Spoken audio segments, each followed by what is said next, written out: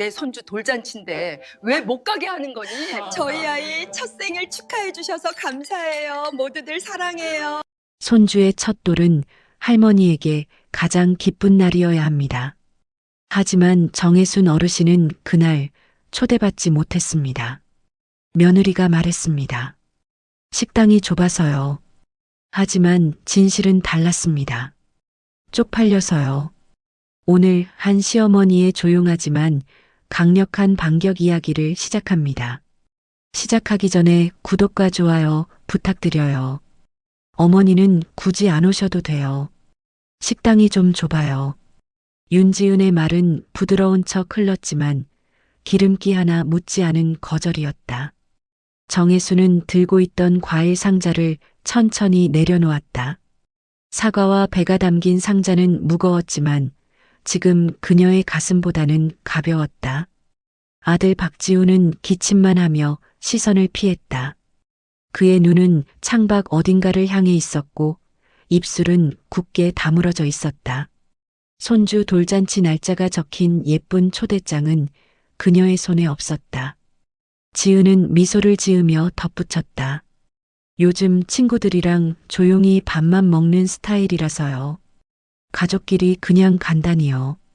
가족끼리 그 말이 그녀의 심장을 한 번 더 눌렀다.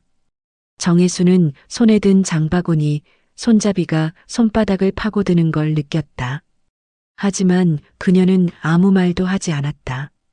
그저 고개만 끄덕인 채 현관 밖으로 밀려났다. 문이 닫히는 소리가 둔탁하게 울렸다. 복도는 차갑고 고요했다. 형광등 불빛이 그녀의 어깨를 납작하게 눌렀다. 정혜수는 엘리베이터 버튼을 눌렀다. 손가락 끝이 차가웠다. 엘리베이터가 올라오는 동안 그녀는 방금 들었던 말들을 되새겼다. 굳이 안 오셔도 돼요. 좁아요. 가족끼리 간다니. 모든 말이 그녀를 밀어내는 문장이었다. 엘리베이터 문이 열렸다. 그녀는 안으로 들어가 버튼을 눌렀다. 거울 속에 비친 자신의 얼굴은 생각보다 늙어 보였다. 주름이 깊었고 눈가는 처져 있었다.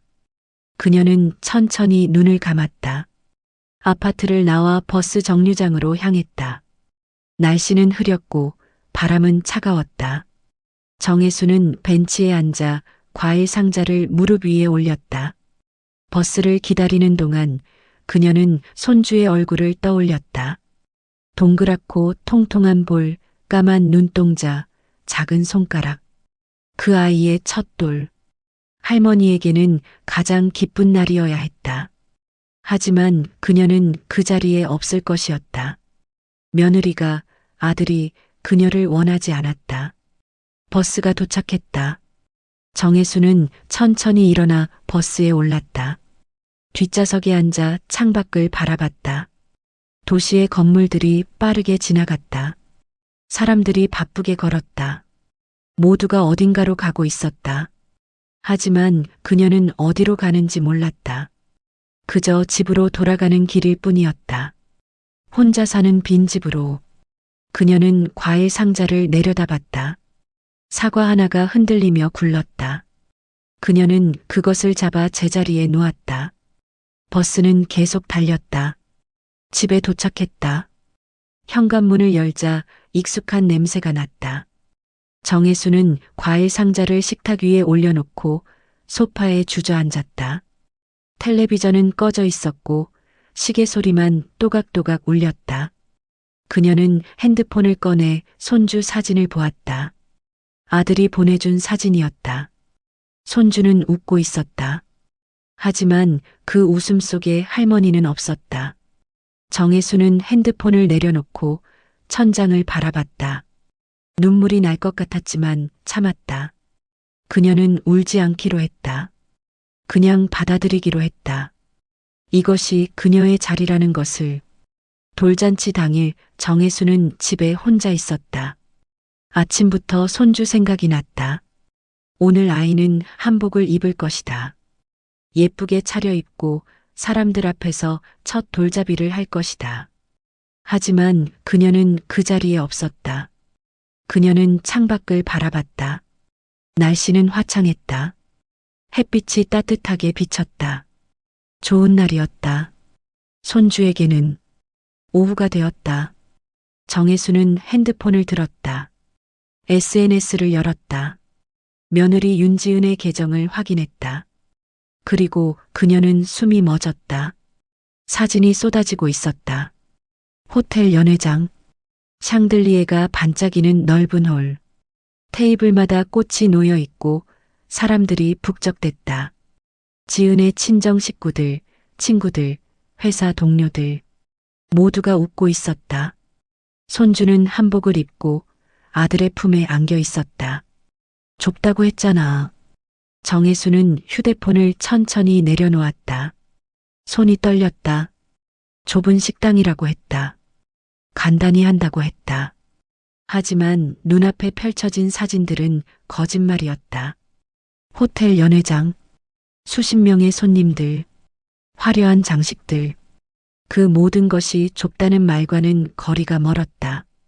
정혜수는 사진을 하나하나 넘겼다. 손주가 웃는 사진, 아들이 축사하는 사진, 지은이 친구들과 웃는 사진. 그 어디에도 할머니는 없었다. 댓글들이 달려 있었다.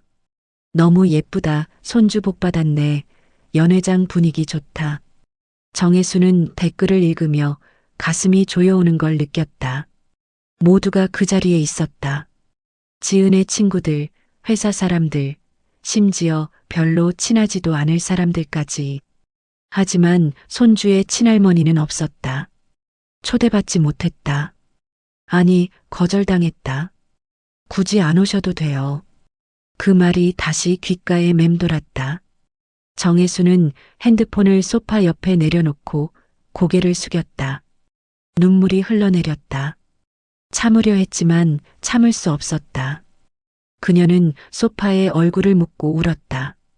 소리 없이 조용히. 아무도 듣지 않는 울음. 그 울음은 오래 이어졌다. 햇빛이 거실을 가득 채웠지만 그녀의 마음은 어두웠다. 막상 그 자리에 없다 보니 더 선명하게 느껴지는 거리감. 그녀는 가족이 아니었다. 적어도 며느리에게는. 저녁이 되었다. 정혜수는 부엌으로 가서 물을 마셨다. 손이 여전히 떨렸다. 그녀는 냉장고를 열었다. 어제 만들어둔 반찬들이 가지런히 놓여 있었다. 손주에게 가져다 주려고 만든 것들이었다. 이유식용 채소, 국물, 잘게 썬 고기. 하지만 이제 그것들은 쓸모없었다. 며느리는 원하지 않았다. 정혜수는 냉장고 문을 닫았다. 그녀는 식탁에 앉아 머리를 감싸쥐었다. 그리고 생각했다. 내가 뭘 잘못한 걸까? 며칠 뒤 정혜수는 아들네 집을 방문했다. 돌잔치 이후 처음이었다. 그녀는 이유식 재료를 준비해 갔다. 유기농 채소, 닭고기, 멸치. 아침 일찍 시장에 가서 정성껏 고른 것들이었다. 그녀는 초인종을 눌렀다. 잠시 후 지은이 문을 열었다. 표정은 밝지 않았다. 어머니, 왜 오셨어요? 손주 보러. 이것도 가져왔어. 정혜수는 재료가 담긴 봉투를 들어보였다. 지은은 잠시 봉투를 바라보더니 한숨을 쉬었다. 들어오세요. 거실로 들어간 정혜수는 재료를 테이블 위에 올렸다. 손주는 거실 매트 위에서 장난감을 가지고 놀고 있었다. 정혜수는 손주에게 다가가 미소 지었다. 우리 손주 할미 왔어. 손주는 고개를 들어 정혜순을 바라봤다. 그리고 방긋 웃었다. 정혜순의 가슴이 따뜻해졌다. 그녀는 손주를 안으려 했지만 지은이 재빨리 끼어들었다. 어머니, 이런 건 우리가 알아서 해요. 지은은 테이블 위에 재료 봉투를 밀어냈다. 말은 공손했지만 행동은 단호했다. 정혜수는 손을 멈췄다. 그냥 손주 먹으라고 가져온 건데. 괜찮아요. 우리 배달로 시켜 먹어요. 요즘 이유식 배달 잘 돼 있거든요. 정혜수는 더 이상 말하지 않았다. 그녀는 손주 옆에 앉아 아이를 바라봤다. 손주는 장난감 블록을 쌓고 있었다. 정혜수는 블록 하나를 집어 손주에게 건넸다. 손주는 받아서 다시 쌓았다. 정혜수는 미소 지었다. 하지만 그 미소는 오래가지 못했다.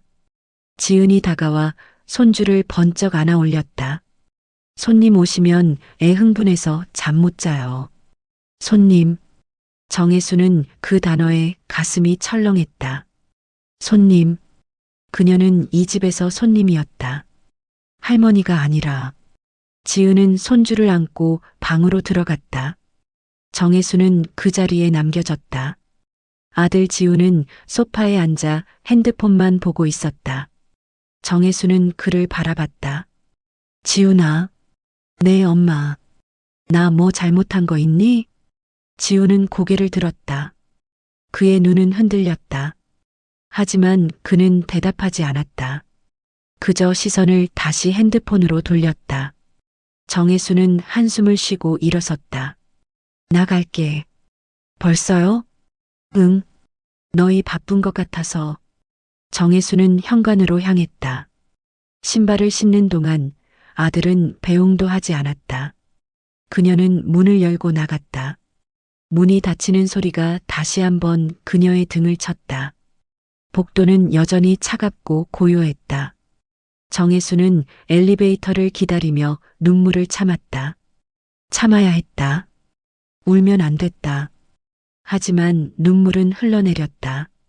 그녀는 재빨리 손으로 닦았다. 엘리베이터 문이 열렸다. 그녀는 안으로 들어가 버튼을 눌렀다. 거울 속에 비친 자신의 얼굴은 더 늙어 보였다. 주름은 깊어졌고 눈은 충혈되어 있었다. 정혜수는 그 얼굴을 외면하고 바닥만 바라봤다. 엘리베이터가 내려가는 동안 그녀는 생각했다. 이게 맞는 걸까? 내가 계속 참아야 하는 걸까? 하지만 답은 없었다. 엘리베이터 문이 열렸다. 그녀는 밖으로 나가 아파트 단지를 걸었다. 바람이 불었다. 낙엽이 굴러갔다. 그녀는 천천히 혼자 집으로 향했다. 며칠 뒤 정혜수는 다시 아들네 집을 방문했다. 이번에는 전화로 미리 약속을 잡았다. 지은은 마지못해 허락했다. 정혜수는 손주 선물을 들고 갔다. 작은 옷가지와 장난감이었다. 그녀는 초인종을 눌렀다. 문이 열렸고 지은이 나타났다. 어서 오세요. 말은 정중했지만 표정은 차가웠다. 정혜수는 안으로 들어갔다. 거실에는 손주가 없었다. 손주는? 낮잠 자요. 정혜수는 소파에 앉았다. 지은은 부엌으로 갔다. 정혜수는 주변을 둘러봤다. 깨끗하게 정돈된 거실, 새 가구들, 비싼 가전제품들. 모든 것이 반짝였다. 그녀는 테이블 위에 놓인 육아 잡지를 집어들었다. 펼쳐보니 돌잔치 사진이 붙어 있었다. 호텔 연회장의 화려한 모습. 그녀는 잡지를 내려놓았다. 부엌에서 지은의 목소리가 들렸다. 전화 통화였다. 정혜수는 귀를 기울였다. 아니, 시어머니? 돌잔치 안 부른 건 우리 잘한 거지. 정혜순의 손이 멈췄다. 그녀는 숨을 죽이고 들었다. 민망하잖아. 친구들 앞에서 좀 촌스럽기도 하고. 촌스럽다. 그 단어가 정혜순의 귓가에서 울렸다. 그녀의 손등이 서늘해졌다. 지은은 계속 말했다. 어차피 돈도 못 보태주는데 뭐하러 불러? 행사만 복잡해지지. 정혜수는 그 자리에 얼어붙었다. 촌스럽다. 돈도 못 보태준다. 행사만 복잡해진다. 그 말들이 그녀의 머릿속에서 계속 맴돌았다. 지은은 웃으며 전화를 끊었다. 그리고 부엌에서 나왔다. 정혜순과 눈이 마주쳤다. 지은의 표정이 순간 굳었다. 어머니, 언제부터 거기 계셨어요? 정혜수는 대답하지 않았다. 그녀는 천천히 일어섰다. 지은은 당황한 기색이 역력했다. 어머니, 그게 아니라 촌스럽다고 했지? 지은은 입을 다물었다. 정혜수는 그녀를 똑바로 바라봤다. 내가 촌스러워서 안 부른 거야? 돈 못 보태줘서? 어머니, 제 말은 그게 아니고. 그럼 뭐야? 내가 쪽팔려서? 지은은 고개를 숙였다. 정혜수는 더 이상 말하지 않았다. 그녀는 가방을 들고 현관으로 향했다. 신발을 신는 동안 지은은 아무 말도 하지 않았다. 정혜수는 문을 열었다. 그리고 뒤돌아보지 않고 나갔다. 문이 닫혔다. 복도는 여전히 차가웠다. 하지만 이번에는 눈물이 나지 않았다. 대신 분노가 치밀어 올랐다. 그녀는 엘리베이터 버튼을 3개 눌렀다. 집으로 돌아온 정혜수는 소파에 주저앉았다. 그리고 생각했다. 이제 더 이상 참지 않기로. 더 이상 착한 시어머니 노릇은 하지 않기로. 그녀는 서랍을 열었다. 그 안에는 증여계약서 초안이 들어 있었다. 아들에게 집과 재산을 물려주려고 준비한 서류였다. 정혜수는 그 서류를 꺼내 천천히 읽었다. 그리고 결심했다. 이제 모든 것을 바꾸기로. 일주일 후 아들 박지훈에게 전화가 걸려왔다. 정혜순이었다. 엄마, 무슨 일이세요? 지훈아, 집 팔려고. 전화기 너머로 침묵이 흘렀다. 지훈은 잠시 후 다급하게 물었다. 엄마, 왜 갑자기? 무슨 일 있으세요? 아니, 그냥. 이제 정리하려고. 정리요? 어디 가시려고요? 작은 데로 이사 가려고. 혼자 살기엔 여기 너무 커. 지우는 당황한 기색이 역력했다. 엄마, 잠깐만요. 우리 얘기 좀 해요. 갑자기 왜 그러세요? 그리고 지훈아, 내가 신혼 때 대출해달라던 돈 잊은 거 아니지? 엄마, 그건 그땐 해줬지. 5천만 원. 근데 이젠 못해. 엄마, 그때는 상황이 어려워서. 나도 이제 상황이 어려워. 정혜수는 조용히 덧붙였다. 너희도 가족끼리 조용히 지내는 스타일이라며. 나는 이제 나대로 살게. 그 말은 지훈의 숨을 먹게 했다. 그는 무슨 말을 해야 할지 몰랐다. 정혜수는 전화를 끊었다. 지훈은 핸드폰을 내려다봤다. 손이 떨렸다. 그는 지은을 찾았다. 지은은 부엌에서 설거지를 하고 있었다. 여보, 큰일 났어. 왜? 엄마가 집 파신대. 지은의 손이 멈췄다. 그녀는 고개를 돌려 지훈을 바라봤다. 뭐? 갑자기 왜? 모르겠어. 그리고 대출금도 못 도와주신대. 지은의 얼굴이 굳었다. 그녀는 설거지를 멈추고 앞치마를 벗었다. 그럼 우리 어떻게? 다음 달에 대출 만기잖아. 그러게. 엄마한테 부탁하려고 했는데. 지은은 불같이 화를 냈다. 어머니가 손 떼시면 우리 지금 위험해지는 거 몰라? 당장 가서 설득해. 지훈은 고개를 끄덕였다. 하지만 그는 이미 알고 있었다. 어머니는 변했다. 더 이상 예전의 착한 시어머니가 아니었다. 그날 저녁 두 사람은 말없이 식사를 했다. 무거운 침묵이 식탁을 눌렀다. 손주는 옹알이를 했지만 아무도 대꾸하지 않았다. 지은은 포크를 내려놓고 한숨을 쉬었다. 내가 잘못했나? 지훈은 대답하지 않았다. 그는 그저 밥을 먹었다. 하지만 음식은 목구멍으로 넘어가지 않았다. 그는 어머니의 목소리를 떠올렸다. 너희도 가족끼리 조용히 지내는 스타일이라며. 그 말이 계속 귓가에 맴돌았다. 그제야 그는 깨달았다. 어머니는 모든 걸 알고 있었다. 돌잔치에서 배제된 것도, 며느리의 말들도, 모든 것을. 며칠 뒤 지훈과 지은은 정혜순의 집을 찾아갔다. 초인종을 눌렀지만 대답이 없었다. 지훈은 다시 눌렀다. 잠시 후 문이 열렸다. 정혜순이 나타났다. 그녀의 표정은 평온했다. 어머니, 왜 왔어? 얘기 좀 해요. 들어가도 돼요? 정혜수는 문을 열어주었다. 두 사람은 안으로 들어갔다. 거실에는 짐 상자들이 놓여 있었다. 정리 중인 모습이 역력했다. 지우는 주변을 둘러봤다. 엄마, 정말 이사 가시려고요? 응. 왜요? 여기서 오래 사셨잖아요. 이제 혼자 살기 싫어서. 정혜수는 소파에 앉았다. 지훈과 지은도 앉았다. 무거운 침묵이 흘렀다. 지은이 먼저 입을 열었다. 어머니께 서운하게 하려던 건 아니었어요. 정혜수는 그녀를 바라봤다. 표정은 여전히 평온했다. 서운? 네, 그냥. 내 손주 첫돌인데 내가 쪽팔려서 초대받지 못했다더라. 지은은 눈을 깜빡이며 고개를 숙였다. 정혜수는 계속 말했다. 촌스럽다고도 했지. 돈도 못 보태주는데 뭐하러 부르냐고. 어머니, 그건 거짓말이야? 지은은 대답하지 못했다. 그녀는 손을 꼭 쥐고 바닥만 바라봤다. 지훈이 나직하게 말했다.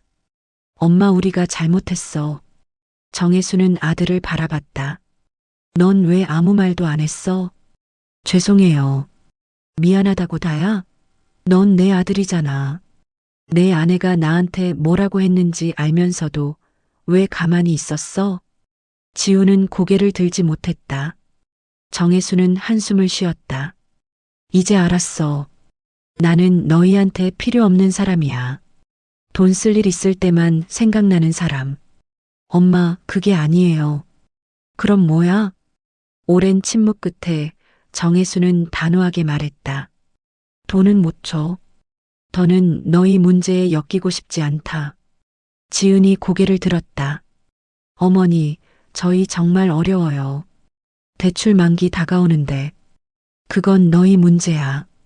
나는 이제 내 삶 살 거야. 어머니. 정혜수는 일어섰다. 이제 돌아가. 더 이상 할 말 없어.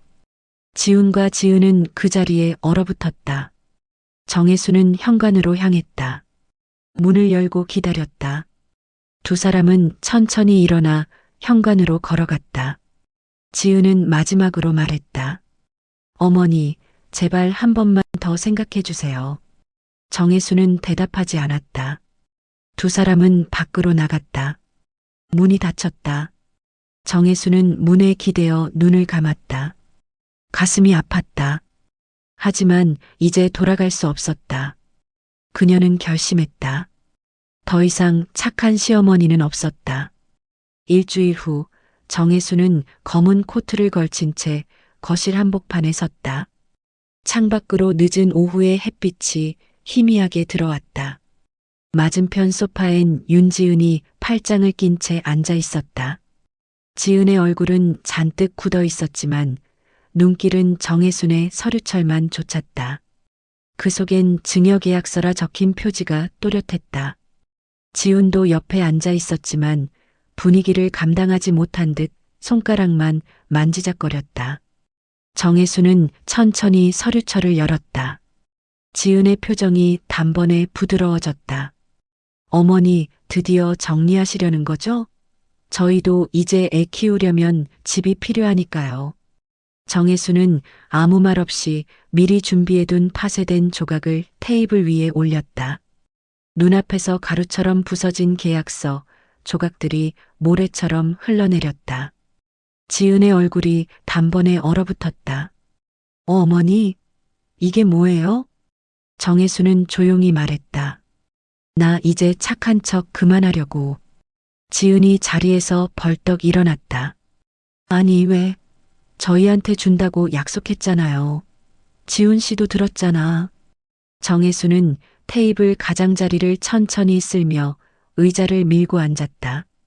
내가 한 일이 뭔지 모르고 하는 소리니? 지은의 시선이 흔들렸다. 그날이 떠올랐다. 손주 돌잔치. 남들 체면 때문에 시어머니를 부르기 싫다며 우리끼리 조용히 할게요라고 말했던 바로 그날. 남 앞에서 시어머니가 초라해 보일까봐 쪽팔려 보여서 부르기 싫다 했던 그 한마디. 정혜수는 그 모든 말을 똑똑히 기억하고 있었다. 지은아, 나는 체면 때문에 버린 사람이 아니다. 근데 너는 체면 때문에 날 버렸더라. 지은의 입술이 부들부들 떨렸다. 어머니, 그땐 그냥 내가 필요했던 건 내 손주가 아니라 내 재산이었겠지. 지은은 더는 말문이 트이지 않았다. 정혜수는 마지막 장을 꺼냈다.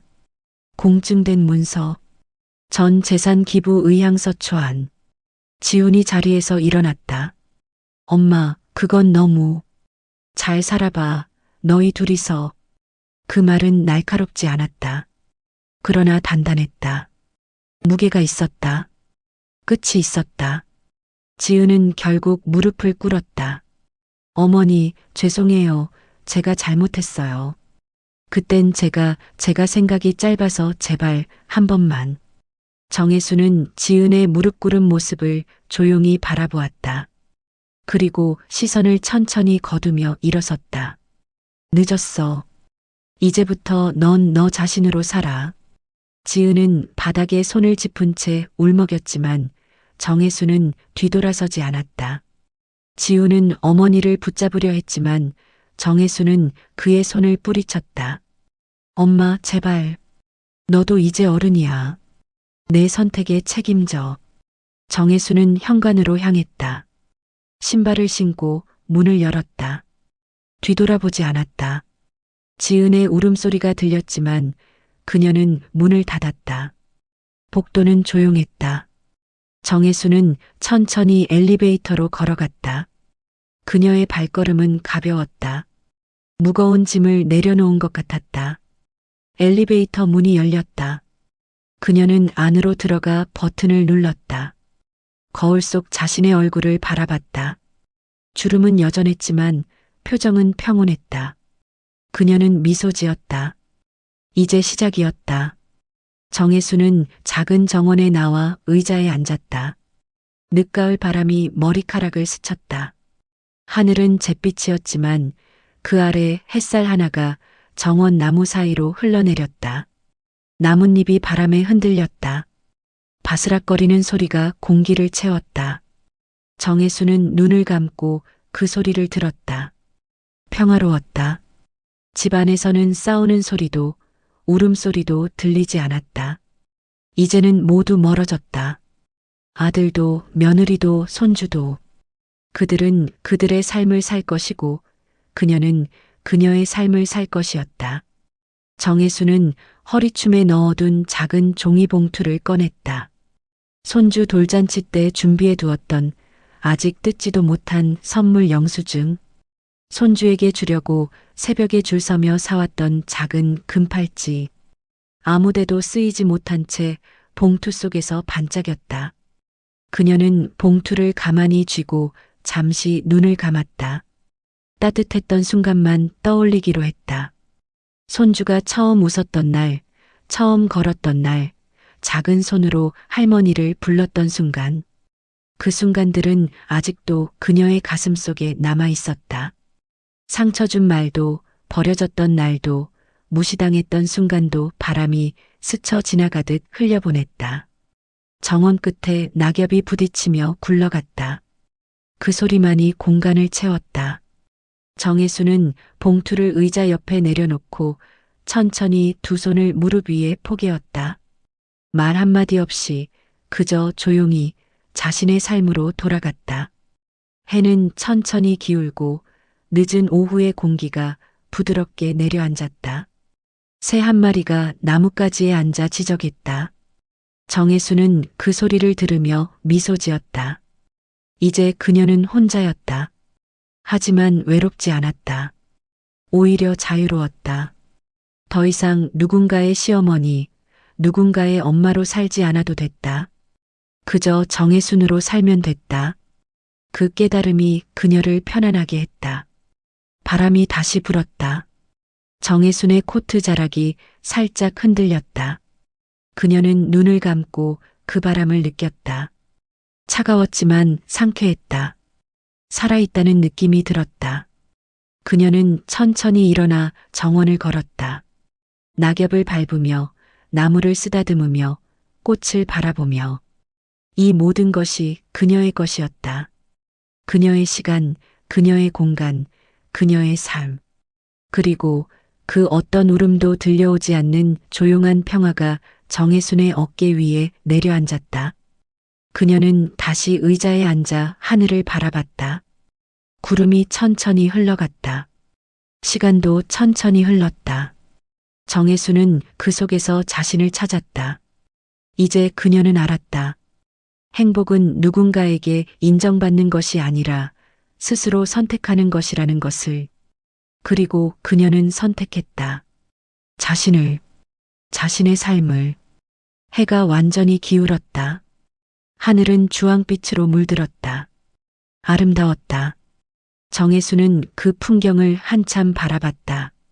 그리고 천천히 일어나 집 안으로 들어갔다. 문을 닫는 순간 그녀는 완전히 자유로워졌다. 더 이상 누구의 시선도, 누구의 기대도 신경 쓰지 않았다. 그저 자신으로 살기로 했다. 그것으로 충분했다. 오늘의 이야기 어떠셨나요? 사랑은 무조건적이어야 한다고들 말합니다. 하지만 때로는 사랑도 존중을 필요로 합니다. 정혜순 어르신은 더 이상 착한 시어머니를 연기하지 않기로 했습니다. 그리고 그 선택은 그녀를 자유롭게 만들었습니다. 혹시 당신도 누군가에게 잊혀지고 있지는 않나요? 오늘 이 이야기가 당신에게 작은 용기가 되기를 바랍니다. 구독과 좋아요는 또 다른 인생 이야기를 전할 수 있는 힘이 됩니다. 오늘도 좋은 하루 되시고 언제나 건강하십시오. 시청해주셔서 감사합니다. 다음 이야기에서 다시 뵙겠습니다.